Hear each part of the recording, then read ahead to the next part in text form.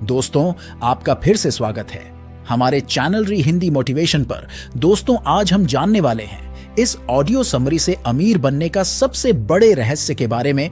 तो दोस्तों, यदि आप भी सोचते हैं कि आप दौलत तभी बना सकते हैं जब आपकी सैलरी ज्यादा होगी, तो आप बिल्कुल गलत हैं। अधिकांश लोग इसी भ्रम में जी रहे हैं कि दौलत बनाने के लिए अधिक सैलरी का होना आवश्यक है। यदि आप गौर करेंगे तो पाएंगे कि जैसे जैसे आपकी सैलरी बढ़ती जाएगी, वैसे वैसे आपके खर्चे भी बढ़ते जाएंगे। बल्कि अधिक सैलरी वाले लोग अक्सर कर्ज का शिकार हो जाते हैं। जिस दिन उनकी नौकरी चली जाती है, उस दिन उनके पास इनकम कोई भी साधन मौजूद नहीं रहता है। यदि आप भी उन लोगों में से एक है जिनकी अच्छी सैलरी होने के बाद जेब में कुछ भी नहीं बचता है, तो ये बुक समरी आपके लिए ही है। ये बुक हमें ऐसी पाइपलाइन को बिल्ड करना सिखाती है जो हमें हमेशा रेजिजुअल इनकम देती रहती है।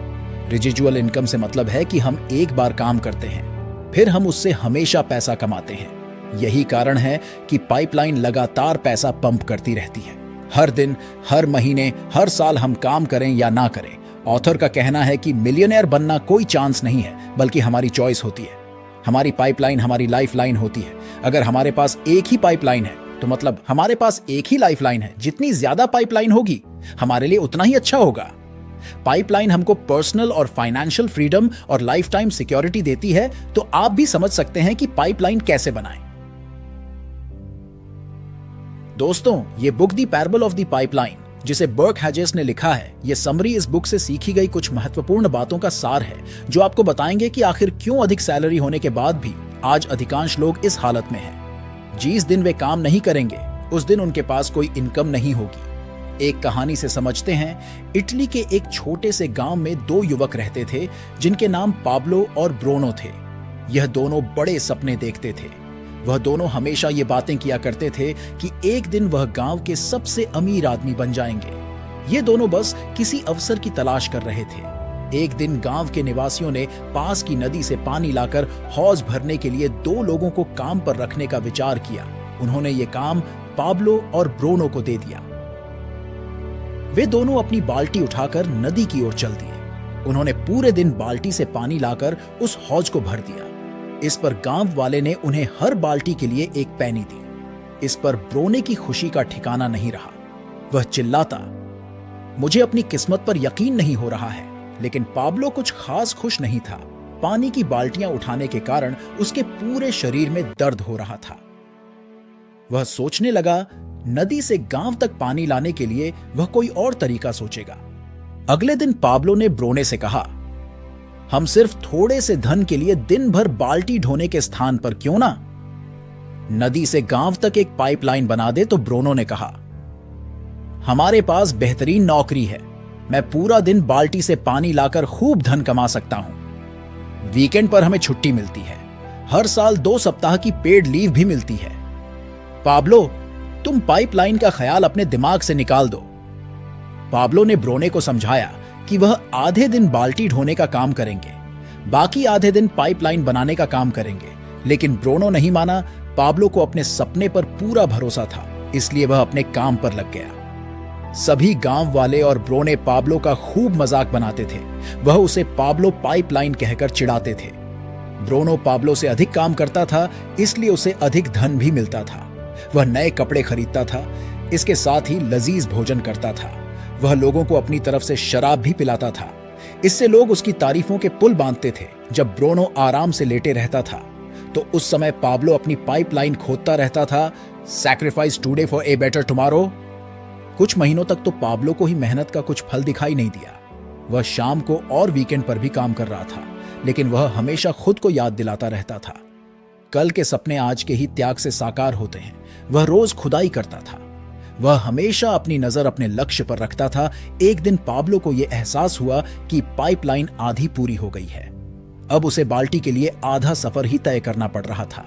वह अपने बचे समय में भी पाइपलाइन की खुदाई का काम करने लगा। पाब्लो अपने दोस्त ब्रोनो को भी बाल्टियां ढोते हुए देखता था। अधिक बाल्टी ढोने के कारण ब्रोनो का शरीर अब दर्द से झुक गया था। ब्रोनो अब नाराज और दुखी रहने लगा। वह अपना अधिकांश समय अब शराब खाने में ही व्यतीत करता था। लोग अब उसे ब्रोनो बाल्टी वाला कहने लगे थे। अब लोग उसका मजाक बनाने लगे थे। आखिरकार वह दिन आ ही गया जब पाब्लो की पाइपलाइन पूरी हो गई। गांव में पाइपलाइन से पानी गांव की हौज में आ गया। स्थायी पानी आने की वजह से गांव का विकास होने लगा, गांव में खुशहाली आ गई। अब पाइपलाइन होने के कारण पाब्लो को बाल्टी ढोने की जरूरत नहीं थी। पानी हमेशा बहता रहता था, चाहे वह काम करे या ना करे। यह तब भी बहता था जब वह खाना खाता था, यह तब भी बहता था जब वह खेलता था, यह तब भी बहता था जब वह सोता था। गांव में जितना पानी बहकर आता था, उतना ही अधिक धन पाब्लो की जेब में आता था। पाब्लो अब चमत्कारी पाब्लो के नाम से फेमस हो गया। हर तरफ उसकी तारीफ होने लगी। लेकिन पाब्लो का सपना सिर्फ एक पाइपलाइन पूरा करने का नहीं था।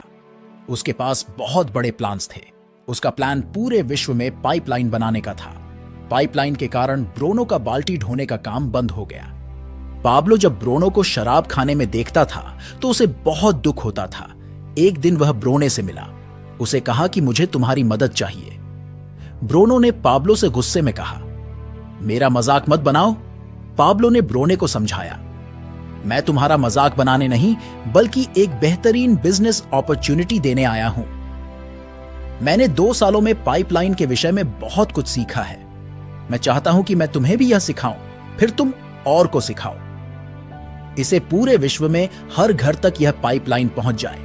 पाब्लो आगे कहने लगा, जरा सोचो, इन पाइपलाइन से जितना ज्यादा पानी बहेगा, हमारी जेब में भी उतना ही अधिक पैसा पहुंचेगा। आखिर ब्रोनो को इस पाइपलाइन के बिजनेस में बड़ी अपॉर्चुनिटी दिखाई दे गई। उसने पाब्लो की ओर दोस्ती का हाथ बढ़ा दिया।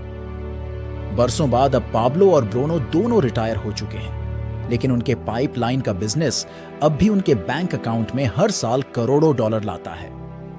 आप कौन हैं, एक बकेट करियर या एक pipeline builder? Are you a bucket carrier and a pipeline builder?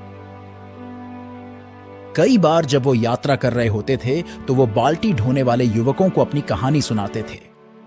उन्हें भी पाइपलाइन बनाने में मदद करना चाहते थे, लेकिन कुछ तो उनकी बात सुनकर खुश होते थे, जबकि अधिकांश उनके पाइपलाइन के विचार को सिरे से खारिज कर देते थे। उनके पास हमेशा पाइपलाइन ना बनाने का कोई ना कोई बहाना होता था, लेकिन आखिरी में वह दोनों स्वीकार करते थे कि वह बाल्टी ढोने वाले समाज में रहते हैं। इसीलिए बहुत कम लोग ही पाइपलाइन बनाने का सपना देखने की हिम्मत कर सकते हैं। अब आप भी अपने आप से यह सवाल कीजिए कि आप कौन हैं, बाल्टी ढोने वाले या पाइपलाइन बनाने वाले? क्या आपको सिर्फ तभी पैसे मिलते हैं जब आप खुद ब्रोनो की तरह काम करते हैं या पाब्लो की तरह एक बार काम करते हैं, फिर आपको उस काम के बार बार पैसे मिलते हैं? यदि आप भी ज्यादातर लोगों की तरह ही हैं, तो आप भी बाल्टी ढोने का ही काम कर रहे हैं। आप केवल समय के बदले पैसे बनाने पर ही काम कर रहे हैं। इसे ऐसे समझिए, आप यदि 1 घंटे काम करेंगे तो आपको 1 घंटे के ही पैसे मिलेंगे।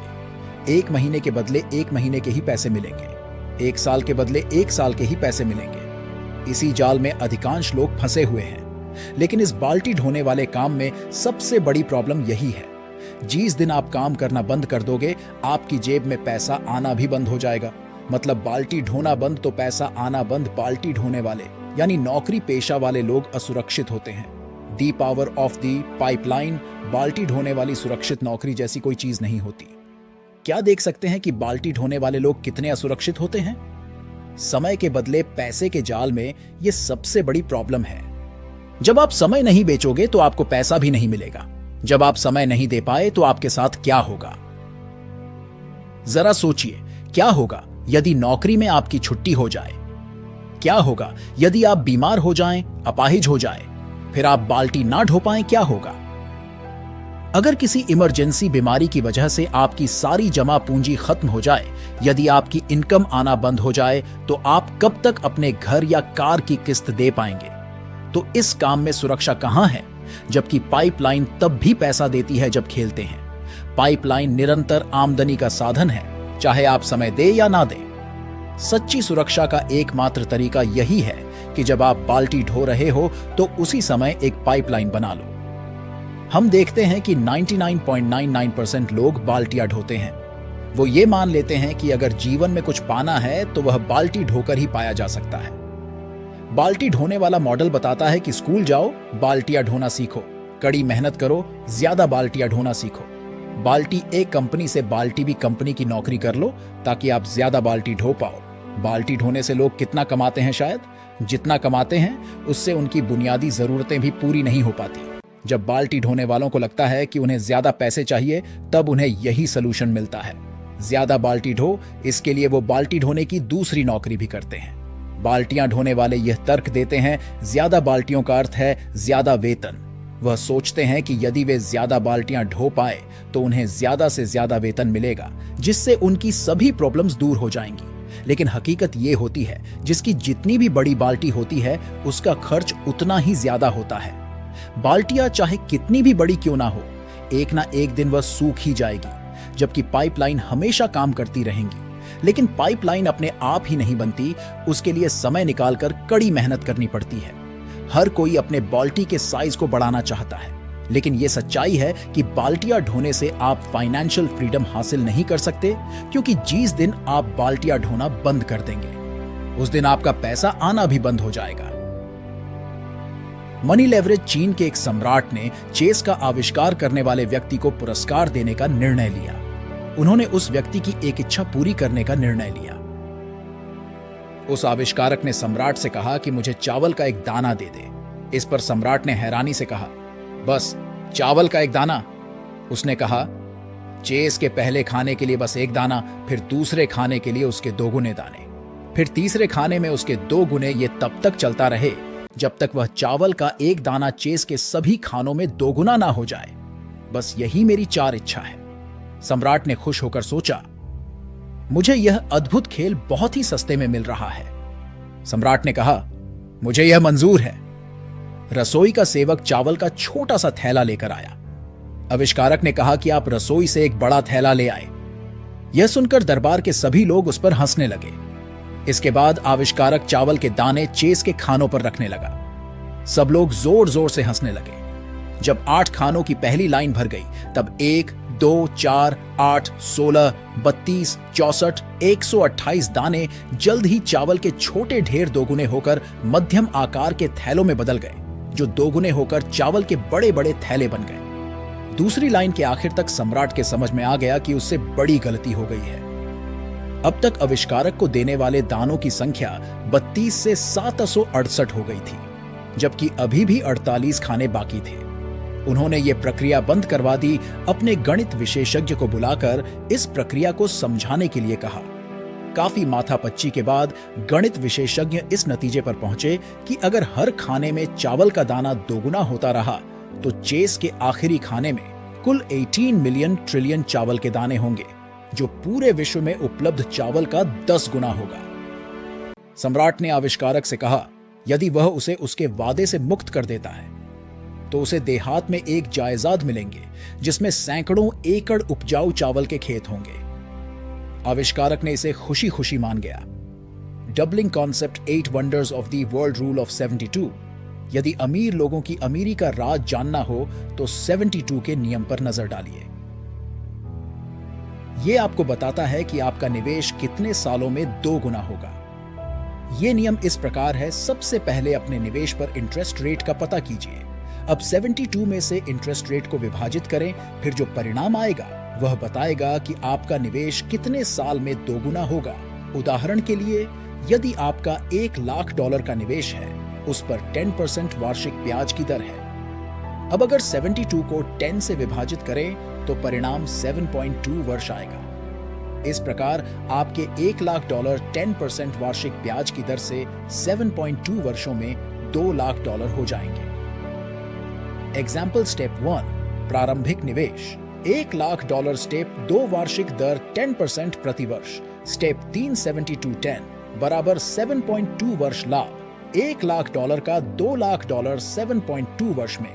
इसी प्रकार 7.2 वर्ष में, $2,00,000 14.4 वर्ष में, $4,00,000 21.6 वर्ष में, $8,00,000 28.8 वर्ष में $1.6 मिलियन होगा। इस तरह आप देखते हैं कि $1,00,000 के निवेश को आप जितना ज्यादा समय तक चक्रवृद्धि होने देंगे, आपकी पाइपलाइन का आकार उतना ही ज्यादा बड़ा होता जाएगा। चक्रवृद्धि ही वह जादुई कारण है जिसकी बदौलत अमीर लोगों की बाल्टी कभी नहीं सूखती है। उनकी पाइपलाइन दशकों तक लगातार काम करती रहती है। यदि आप भी मिलेनियर बनना चाहते हैं तो उसके लिए सबसे पहले आप खुद को भुगतान करें। हर महीने सबसे पहले अपने निवेश खातों में पैसे डालकर खुद को भुगतान करें। अपनी पूरी आमदनी को खर्च करने के बजाय उसका एक बड़ा हिस्सा अपने निवेश के जार में अलग रखें। इस पैसे को चक्रवृद्धि होने के लिए छोड़ दें। ये प्रक्रिया लगातार करते रहें। निष्कर्ष यह है कि जब आप अच्छी सैलरी पा रहे हो तो पूरी सैलरी को बिल्कुल भी खर्च ना करें। सैलरी का एक हिस्सा अपनी पाइपलाइन बनाने में खर्च करें। अपने समय में से थोड़ा समय अपनी पाइपलाइन को दें। यह प्रक्रिया हर महीने हर साल लगातार चालू रखें। आपका यह छोटा सा स्टेप आपको एक दिन फाइनेंशियल फ्रीडम हासिल करने में आपकी मदद करेगा। हम्बल रिक्वेस्ट, अभी तक आपने इस ऑडियो समरी से जो भी सीखा वो पूरी बुक का अंश मात्र है। यदि आप भी मिलेनियर बनना चाहते हैं तो आपको अपने लिए पैसिव इनकम का स्रोत बनाना होगा, अर्थात पैसों की एक पाइपलाइन बनानी होगी। इसके लिए आपको बर्क हैडगेस की book the parable of the pipeline जरूर पढ़नी चाहिए। तो दोस्तों, आशा करते हैं कि आज की वीडियो आप लोगों को पसंद आई होगी। तो वीडियो को लाइक और हमारे चैनल री हिंदी मोटिवेशन को अभी सब्सक्राइब कर लीजिए। तो दोस्तों, मिलता हूं एक और नई वीडियो के साथ। तब तक के लिए धन्यवाद।